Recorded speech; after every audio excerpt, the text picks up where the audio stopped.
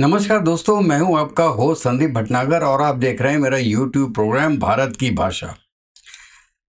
Trump साहब ने फिर इंडिया पे टैरिफ लगाया वो 25% ही है, लेकिन वो ब्लैंकेट है। जितने भी आइटम्स हैं सब पर है। पहले सुना था कि वो जो इलेक्ट्रॉनिक्स गुड हैं या फार्मा गुड्स हैं उनमें एग्जम्पशन है, लेकिन नहीं, वो ब्लैंकेट है दोस्तों। आपने पिछले 3-4 दिन में देखा होगा कि बौरा सा गया है ट्रम्प। मुझे लगता है कि बंदा मोदी जी को फोन कर रहा है और मोदी जी उसका फोन उठा नहीं रहे, इसलिए वो बौखलाहट में बार बार कोई ना कोई ट्वीट करता जा रहा है दोस्तों। सबसे पहले उसने क्या किया? उसने कहा कि पाकिस्तान के साथ हमारी ट्रेड डील बहुत अच्छी हो गई। भाई, बड़ी खुशी की बात है। आपने उनको 19% टैरिफ पे किया है, बहुत बड़ी बात है, बहुत, दोनों को बधाई हो। लेकिन उसके साथ ये क्यों लिखना था कि इंडिया में भी परचेजिंग ऑयल फ्रॉम पाकिस्तान? क्यों? आपको ड्रिल करना है, ड्रिल बेबी ड्रिल करो। वहां पे बीएलए से जाके लड़ो, टीटीपी से जाके लड़ो और वहां पे तेल निकालो, और वहां पे फिर चाइना से भी लड़ो। ये आपकी मर्जी है, लड़ो। लेकिन उसमें इंडिया का नाम डालने की क्या जरूरत थी? ये केवल इसलिए डालना है क्योंकि उसको चिढ़ाना था मोदी जी को, इंडिया को, कि मोदी कुछ तो बोले। बहुत ट्राई कर लिया उन्होंने इंडिया की अपोजिशन के थ्रू, सोरोस के थ्रू, लेकिन मोदी जी कुछ बोल ही नहीं रहे, गवर्नमेंट कुछ बोल ही नहीं रहा। उसके बाद उसने एक और चक्कर चलाया, इंडिया की 6 कंपनीज को बैन कर दिया क्योंकि आप ईरान से ऑयल ले रहे हैं। चलो, इंडिया फिर भी चुप है। उसके बाद माइक्रोसॉफ्ट के थ्रू आपने जो नैरा रिफाइनरी है उसका सिस्टम आपने ऑफ करवा दिया, चूड़ी बंद कर दी। एक हफ्ते के अंदर खोलना पड़ा माइक्रोसॉफ्ट को फिर भी, क्योंकि कोर्ट में ऑर्डर आ गया था। कोर्ट का ऑर्डर क्या आया था कि मतलब कोर्ट में हियरिंग के पहले ही माइक्रोसॉफ्ट ने सब ऑन कर दिया दोबारा। ये कहानी आप सुन चुके हैं, मैं यहां पे दोबारा बताना नहीं चाहता हूं। उसके बाद कहता है, I don't care about India does what Russia. India Russia के साथ क्या करता है इससे मुझे मतलब नहीं है। They can take their dead economic together. मतलब अपनी जो है वो डेड इकोनॉमीज हैं उनको साथ में लेके जाओ। अब इसका क्या मतलब था दोस्तों? ये सब तो जानने वाली बातें हैं ना कि इसका क्या मतलब है।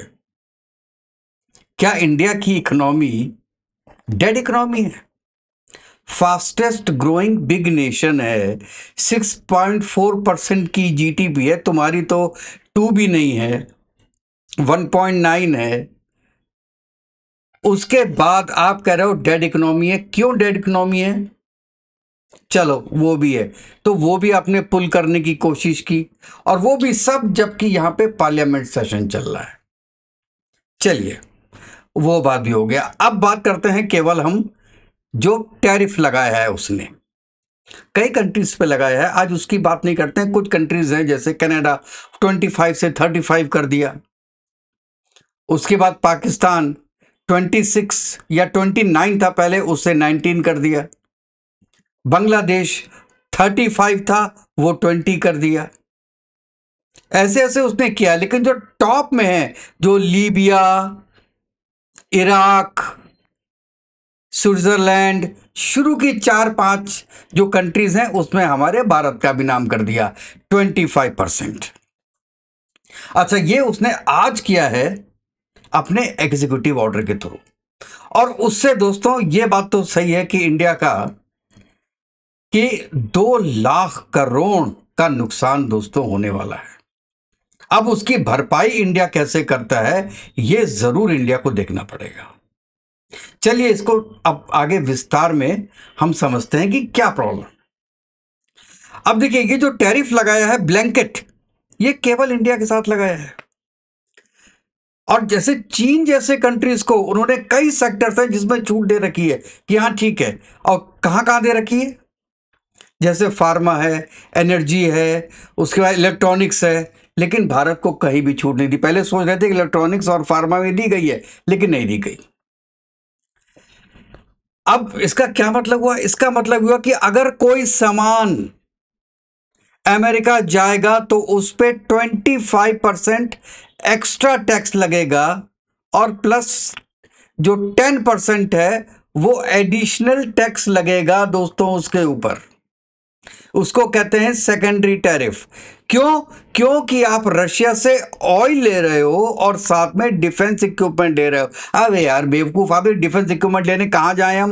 20 साल से तुमसे कह रहे हैं दे दो दे दो दे दो डिफेंस इक्विपमेंट, पहले तो मना करते हो और जब हम रशिया से लेने लगते हैं तो कहते हो रशिया से मत लो। अब कहते हो ऑयल रशिया से मत लो, ऑयल वेनेजुला से मत लो। तो जहां से तुम बताओगे हम वहां से ऑयल ले लें। चलो बता दो कहां से ऑयल लेना है। उस वक्त कल को उस कंट्री से प्रॉब्लम होगी तो कहोगे उस कंट्री को भी ना दो और इस रेट पे दो। ये बंदे केवल अपने देश के ऑयल का रेट बढ़ाने के लिए ये काम कर रहा है। यूरोप माइक्रोसॉफ्ट के थ्रू बैन करता है माइक्रोसॉफ्ट को नायरा में, और खुद ऑयल लेता है रशिया से पूरा यूरोप। एनीवेज ये तो डबल स्टैंडर्ड है, हम इसकी बात नहीं कर रहे आज। हम बात कर रहे हैं 25% जो टैरिक्स है। अब उसमें क्या क्या आएगा दोस्तों? उसमें जो है मेडिसिन भी आ जाएंगी, उसमें मोबाइल भी आ जाएंगे और उसमें ऑयल भी आ जाएगा। जो 3 चीज हैं और ज्वेलरी, ये सब चीजें उसके अंदर आ जाएंगी, जो चीज महंगी हो जाएंगी वहां पर। और एक रिपोर्ट है उसके अनुसार आप देखा जाए तो करीब $25 बिलियन, मतलब 2 लाख करोड़ का नुकसान ये इंडिया को हो सकता है। और इस टैरिफ की वजह से जो 30% सेल है वो भी कम हो सकती है। मतलब जो आज के दिन में यूएस के साथ $86 बिलियन की करीब है, वो 60 बिलियन पे आ सकती है। और इसका सबसे ज्यादा फर्क कहां होगा पता है दोस्तों? सबसे ज्यादा होगा फार्मास्यूटिकल्स में, $9.8 बिलियन का। उसके बाद स्मार्टफोन में भी इट इज अराउंड 10.9, मतलब $11 बिलियन का नुकसान होगा। और उसके साथ जो पेट्रोलियम प्रोडक्ट है उसमें भी करीब $4.5 बिलियन का इंडिया को नुकसान होगा। और उसके साथ साथ जो भी इंजीनियरिंग गुड्स है, इलेक्ट्रॉनिक्स है, टेक्सटाइल्स है, सभी में एक नेचुरल है कि इसका असर पड़ेगा दोस्तों। एक GTRI है, इसको कहते हैं ग्लोबल ट्रेड रिसर्च इनिशिएटिव, ये थिंक टैंक है। इसके अनुसार ये एक मानने वाला या व्यापारिक फैसला नहीं है, ये केवल एक जियोपॉलिटिकल प्रेशर देने के लिए है, जो इंडिया पे प्रेशर दिया जा रहा है।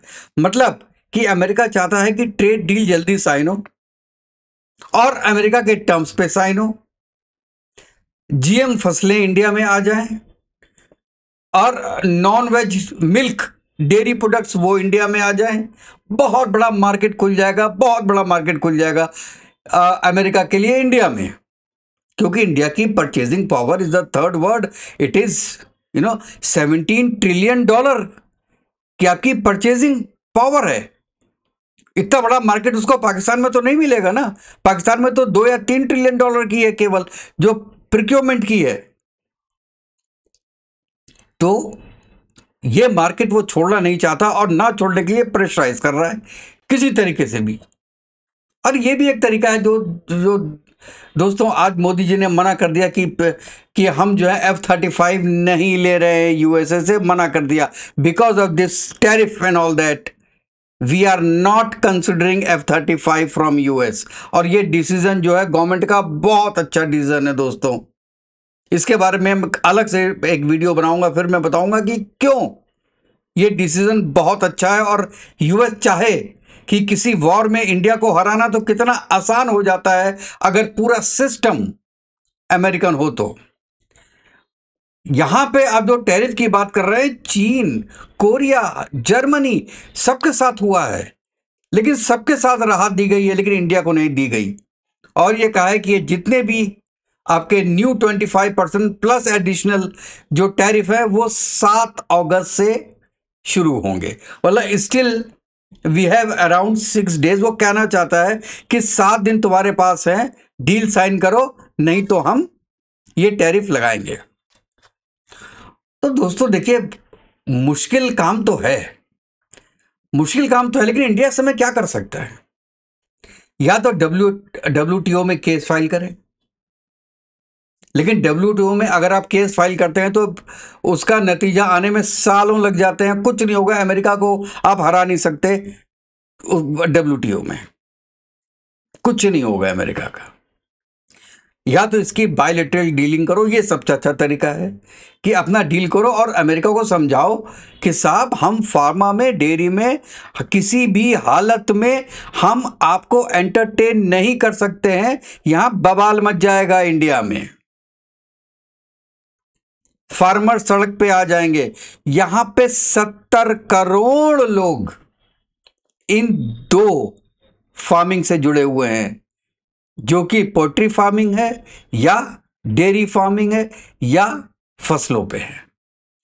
अब इतने बड़े लोगों, इतने बड़ी संख्या में आप लोगों को बेरोजगार कर दोगे क्या? क्योंकि आपके यहां तो बहुत ज्यादा सब्सिडाइज्ड है, ये हमारे यहां नहीं है, तो हम मैच नहीं कर सकते हैं। लेकिन हमको अपने आदमियों को खाना तो खिलाना है।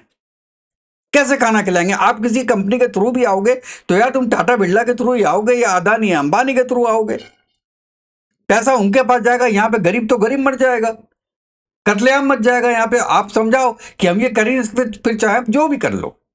और यही शशि थरूर साहब ने बोला आज कि आप समझाने की कोशिश कीजिए और नहीं समझते हैं तो लेट इट बी, आपने और रिसोर्सेज ढूंढिए। जो सबसे बड़ी बात है, आपको नए बाजार ढूंढने पड़ेंगे, आपको यूरोप में करना पड़ेगा, अफ्रीका में करना पड़ेगा, एशियन देशों में करना पड़ेगा, सबके साथ आपको FTA करना पड़ेगा। करिए, चाहे थोड़ा बहुत उनके टर्म्स में ही कीजिए, लेकिन कीजिए, और कोई रास्ता नहीं होगा आपके पास। और सबसे बड़ी बात है कि आपको अपना जो लोकल प्रोडक्शन है वो क्वालिटी वाला करना पड़ेगा और उसको बढ़ाना पड़ेगा। उसको बढ़ा के आप क्या करोगे कि अपना जो बेसिकली आप उसको उसकी जो खपत है वो भी आप इंडिया में जागृत कीजिए, मतलब सेल्फ रिलायंस बनिए, जो कि मोदी जी का मोटो है। ये सब काम तो आपको करने पड़ेंगे। और हाँ, इसमें टाइम लगेगा और हो सकता है अगले 3-4 साल इंडिया के लिए मुश्किल हो अगर ये कंटिन्यू करता है तो, क्योंकि ट्रंप का कोई भरोसा नहीं है। अभी कुछ बोल रहा है, कल सुबह कुछ बोलेगा, कल शाम तक कुछ और होगा, पता चला 0 टैरिफ कर दिया 10 दिन बाद उसने, तो उसका कोई भरोसा नहीं है। लेकिन अगर ये परसिस्टेंट रहता है, अगले 3-4 साल तक रहता है, so it will be hard for us, लेकिन ये हमारे लिए सीख का एक बहुत बड़ा मौका होगा। मैंने पहले वीडियो में ही बोला था, ये हनुमान जी की तरह है कि उनको अपनी शक्ति का ज्ञान नहीं था, जो कि उनको शक्ति का ज्ञान जामवंत ने कराया। उसी तरीके से इंडिया को एक आउटसोर्स की जरूरत होती है कि आप खुद कीजिए, जैसे जब चाइना ने किया था गलवान में, उसके बाद इंडिया की कंपनी उठ के खड़ी हो गई थी। उसी तरीके से आज इंडियन कंपनीज को खुल के खड़ा होना है और आपको सबका अल्टरनेट बनाना है, चाहे वो गूगल हो, चाहे वो ट्विटर हो, चाहे वो आपका एक्स हो, चाहे आपका फेसबुक हो, सबका बनाइए और इंडिया बनाइए और इंडिया का यूज कीजिए, बाहर के सर्वर्स यूज मत कीजिए। तब आप असली में जवाब दे पाएंगे ट्रंप को उनके टैरिफ का, ये टैरिफ बॉम्ब का। नहीं तो आप उतना पक्का, उतना तेज जवाब नहीं दे पाएंगे, because you are dependent on the west, on each and everything now. अभी तो आप कुछ नहीं कर सकते हैं, केवल या तो मन में सोच के रह जाएंगे, because you need time to develop these things. Develop कीजिए, आज से शुरू कीजिए, और हम जानते हैं कि आज से डेवलप करेंगे तो you will do it. Lot of companies are there in India which are giving the cloud services. लेकिन अब आप चलिए, बाकी बातें बाद में करता हूं, क्योंकि उसमें फिर बहुत टाइम लग जाएगा। अब दोस्तों, मैं ये आपसे पूछना चाहता हूं कि जो अमेरिका ने किया, क्या वो सही किया है? क्या इंडिया के साथ ऐसा करना चाहिए था? और आपने एक तरीके से प्रो पाकिस्तान होके और आपने इंडिया के साथ रिट्रीव हो गए। और जब JD वैंस ने से एक पत्रकार ने ये क्वेश्चन कहा कि ऐसा लग रहा है कि America is going towards Pakistan, not towards India, तो उन्होंने कहा कि this is a strategical move. Strategical move क्या हो सकता है, ये भी मैं आपको एक अलग से, इसके लिए भी टाइम चाहिए 15 मिनट का, कि आपको बताऊं मैं कि स्ट्रेटेजिकल मूव क्या है ऐसा कि वो पाकिस्तान में एंट्री करना चाहता है अमेरिका। और मैं हिंट देता हूं, with their forces aligned in Pakistan through any of the sources. तो चलिए दोस्तों, आप बताइएगा कि आपको ये जानकारी कैसी लगी है। ये हम जो नया जो टैरिफ लगाया है, जो आज लगाया है और 7 अगस्त से वो लागू होगा, इंडिया को क्या नुकसान हो सकता है और इंडिया को और क्या करना चाहिए। जो मैंने 4 पॉइंट आपको बताए, उसके अलावा और कौन पॉइंट्स हैं जो कि आप बताना चाहते हैं। तो दोस्तों, मेरे चैनल को लाइक कीजिएगा, सब्सक्राइब कीजिएगा और बेल आइकन दबा दीजिएगा। और नेक्स्ट वीडियो तक के लिए दोस्तों, जय हिंद, जय भारत, वंदे मातरम। खुश रहिए, स्वस्थ रहिए।